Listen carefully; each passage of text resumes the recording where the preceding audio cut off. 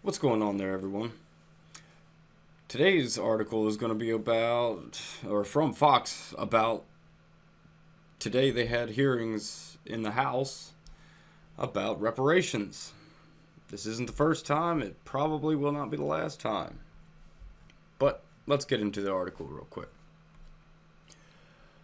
The question of slavery reparations for black Americans was the subject of a fiery and emotional House Judiciary Committee hearing Wednesday as Democrats called for measures to address America's original sin. Let me stop you there. That wasn't America's original sin, not America as we know it today. When that started, we were a British colony, and through most of the time that it was happening, we were a British colony. While Republicans described such payments as an injustice and almost certainly unconstitutional, which it would be. It would actually go against a lot of civil rights laws, too. The Constitution, Civil Rights, and Civil Liberties Subcommittee held the hearing on H.R. 40, a bill by Representative Sheila Jackson Lee, Democrat of Texas. Of course, it's a Democrat that set this up. To set up a commission to study and develop a response to the question of reparations for slavery. Democrats such as former President Barack Obama and 2016 presidential candidate Hillary Clinton opposed such a costly plan in the past. But amid a steady shift in the parties to the left, the issue has been given new life with endorsements from 2020 hopefuls and others, though details remain vague as to what form such reparations should take, with the estimates for a controversial direct payment to slave descendants running into the trillions. Yeah, that's completely unfeasible. That just would never be able to happen. There's so many issues with this. We'll get into that. The role of federal government in supporting the institution of slavery and subsequent decriminalization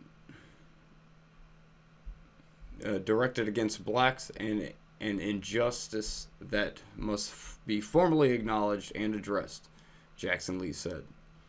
I just simply ask, why not and why not now, she said. She obviously has never listened to a single argument against it. Our favorite senator on the left, Senator Cory Booker, Spartacus himself, a Democrat from New Jersey, who is running for president and has introduced a version of Jackson Lee's bill in the Senate, said it is wrong to present the issue as one American writing a check for another, and called on lawmakers to deal with what he said is continued racism in America. Most of the racism happening in America is coming from the left. It's not the right. We don't focus on race as an issue because it's really not an issue. But these progressives and everything, and these self-hating white progressives, they're the biggest racist in America probably. Yes, there are small little,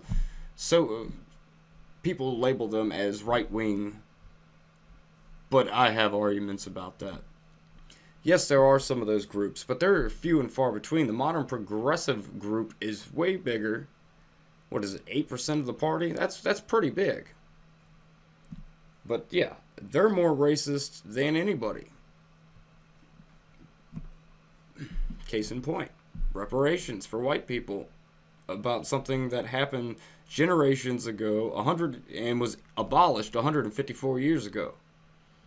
It's kind of wrong to be bringing up. We've grown. We have moved on as a country, and we have grown a lot as a country.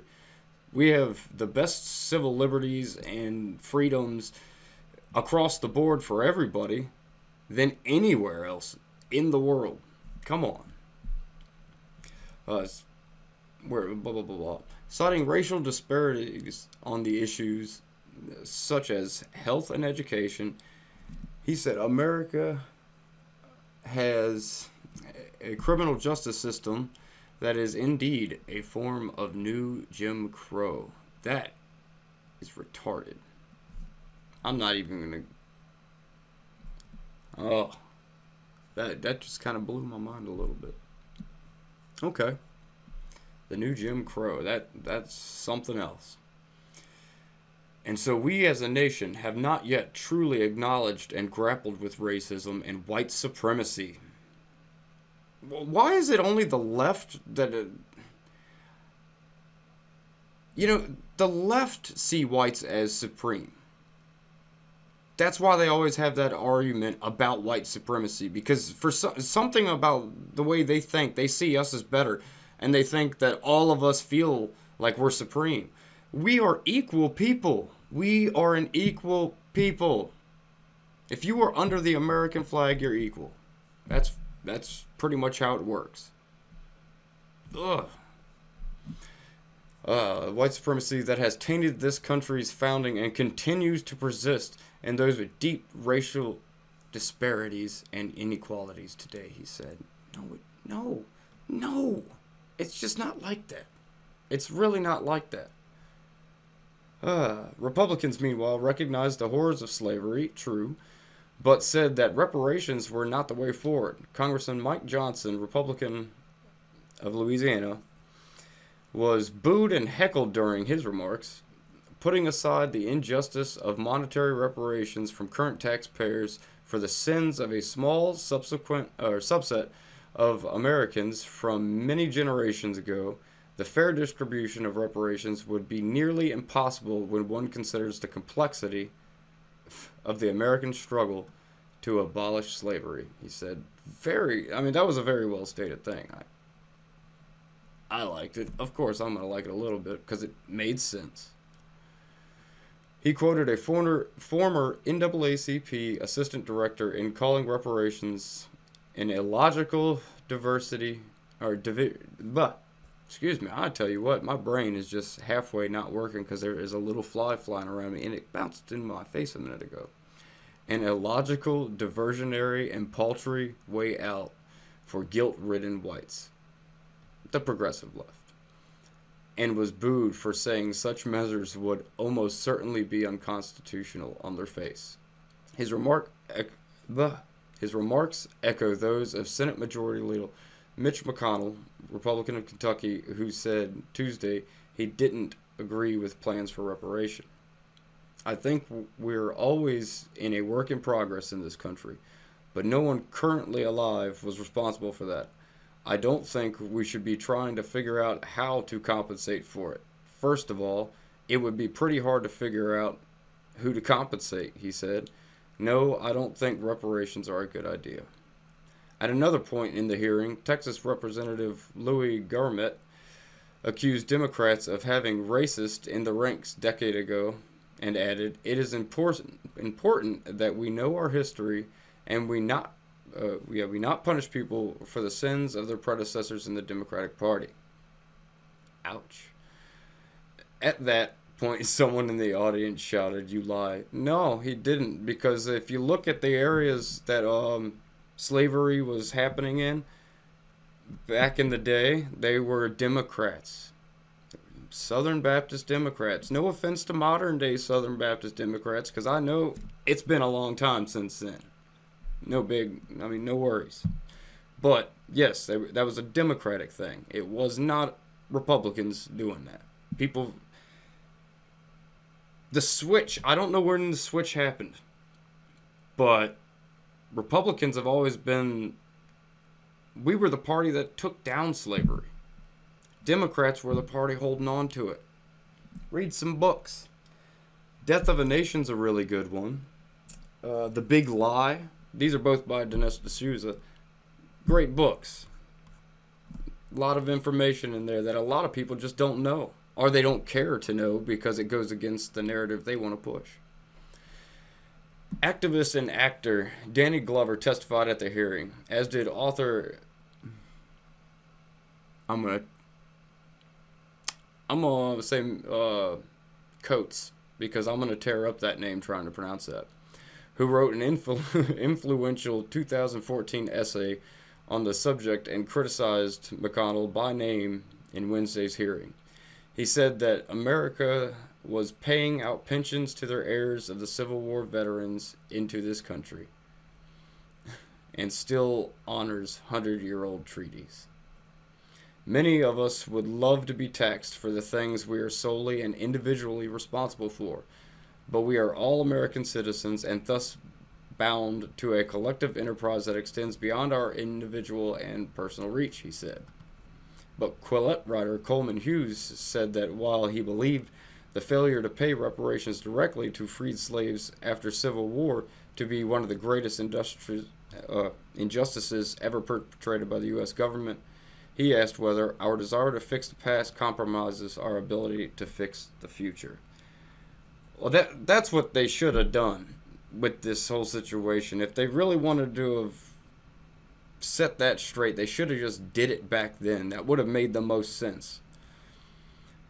Black people don't need another apology. We need safer neighborhoods and better schools. We need less punitive criminal justice system.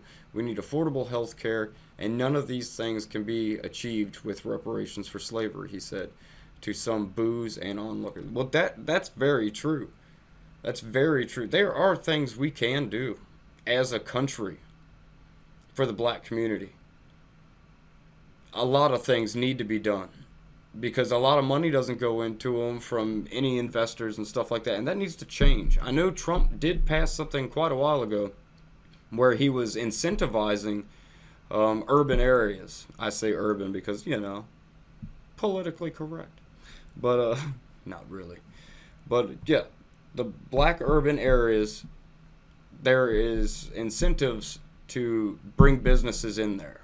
So that was a very positive thing, and it took someone like Donald Trump to actually do that. Why? Because he cares. I know a lot of people are going to hate that, but my bad, I support him. If we were to pay reparations today, we would only divide the country further, true, making it harder to build the political coalitions required to solve the problems facing black people today. And that was a very, very good point, and I'd like to make a point about that. Recall World War I, the end of World War I.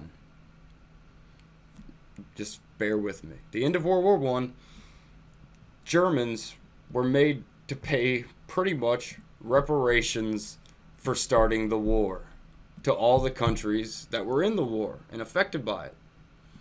Well, what did that do? That started the rise of a psychopath named, I'm not going to say because YouTube will probably take the video down or do something crazy to it. We'll call him Mean Mr. Mustache. He was so mad about how Germany had to sit here and pay all this stuff while it was hurting the whole country of Germany that he rose up into power, and we all know what happened from there. Nothing good. When he finished his testimony, Representative Steve Cohen, Democrat of Tennessee, told booers to chill but appeared to show his irritation at some of Hughes' remarks when he said that the witness was presumptive, but he still had the right to speak. Meanwhile, former NFL player and conservative author Burgess Owens pointed to the Democratic Party as historically responsible for injustices against black Americans, from slavery to the Ku Klux Klan to the literacy rates for black Americans in the Democratic states and cities. Very true. You can read those books, Dinesh D'Souza. Check them out. How about the Democratic Party pay for all the misery brought to my race, and those who after they learn our history decide to stay there? And every white American, Republican or Democrat, that feels guilty because of their white skin should need to pony up also. That way, we can get past this reparation and recognize that this country has given us greatness, he said. Well said. Amid the back and forth on whether reparations should be considered, there were scant details of what form such a package would take. Democrats brushed off the idea that such payment would be a direct monetary payment. Representative Jerry Nadler, Democrat of New York, said that most serious reparation models proposed to date have focused on restorative community-based programs of employment, healthcare, housing, and education initiatives, righting wrongs that cannot be fixed by checks alone. Well, the states and everybody should already be doing this. This shouldn't have to be a law put into the books in some form of reparation thing. That should be commonsensical, just something you do for the communities. I mean, these people have politicians in their communities. Why are their politicians not fighting to actually get more funding for the communities? I'm just saying. That's one way to do that, you know, like it should be. Doesn't make sense.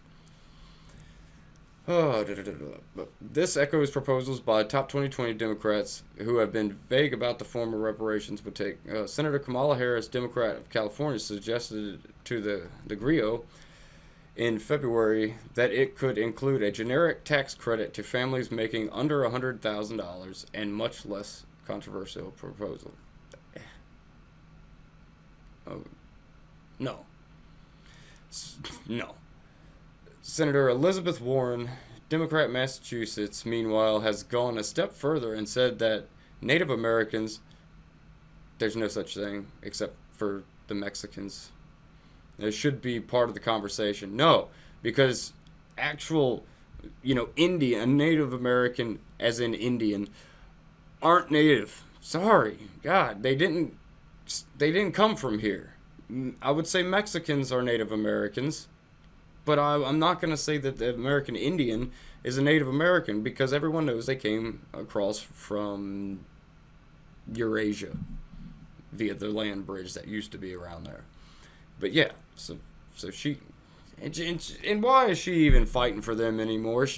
She is not in any way, shape, or form have any ancestry in there. 1 in 1,024th is not you having that ancestry. That could be a fluke in the test.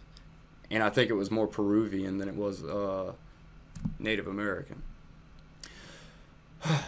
The caution about specific cash payments from Democrats reflects the opposition to such measures from the public at large. The New York Times cited estimates by experts that said that reparation policies could cost several $1 trillion. A Fox News poll in April found that 60% of Americans oppose paying cash reparation to descendants of slaves, while just 32% support it. However, the poll also found that among Democratic primary voters, 54% said they were likely to support a candidate who backed reparations, while 33% said they were not likely to do so. Well, there you go. There you go. Very interesting. Very interesting story. Yeah, I think that's just a terrible idea to make something called a reparation law, because what it's going to do is be so divisive that it causes a huge rift in the country. The things that some of these people were suggesting, like funding more black communities and everything like that, yeah, that's a great idea. They should be doing that already. There's no reason they're not doing that already, except for they don't want to. They just don't want to, or they'd already be doing it.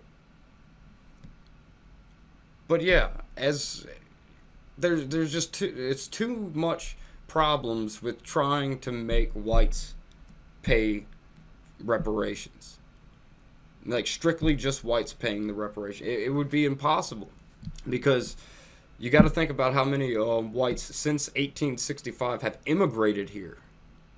Somehow all those people would have to be excluded. Because they weren't here during slavery. They had no part in it. Therefore, they can't be charged reparations. It doesn't make sense. There's just too many flaws in it. There's too many flaws, and it's too divisive. Ay. But yeah, another problem. See, I think they should kind of switch the focus. Yes, I do think they should do some, like I was saying, the black community thing. That's a good thing. But it doesn't have to be a reparation thing. Like I said, they should already be doing that. But here's another problem. This is happening today. This is happening today. Tens of millions of people are in slavery today. Researchers estimate 40 million are enslaved worldwide. This is happening right now. To me, this is a much more pressing issue, which I don't want to downplay. I'm not trying in any way, shape, or form to downplay how wrong slavery for America was back then. I'm not saying that at all. Yes, it was. It was awful. We've come a long way. I think we've done a dang good job of fixing a lot of the wrongs. Will they ever be fixed? Not in activists' minds. No. But I know a lot of black people that don't think that way. They don't think about reparations. They're like, no, dude, we got it great. We live in America. We live in the greatest place ever. Yeah, exactly. But some people just don't have that sentiment because they want to be outraged. But this is also, I mean, this is an outrage. This is an outrage. 71% of modern slavery victims today are women and girls. 29% of modern slavery victims today are men and boys. 25% are children under the age of 18. And when you look at these numbers, 25% of 40 million, that's a lot of under 18 poor children. But yeah, this is what we need to be focusing on is stuff we can do to make sure slavery ends in all forms and never happens again. That's what we need to be focusing on. But as always, I would love to hear your comments, whether you're for or against, or just want to argue about it or debate it. That's cool too. Just leave your comments. I check over all comments and I try to reply to all those that need replies. And as always, like, share, and subscribe, and I will catch you on the flip side.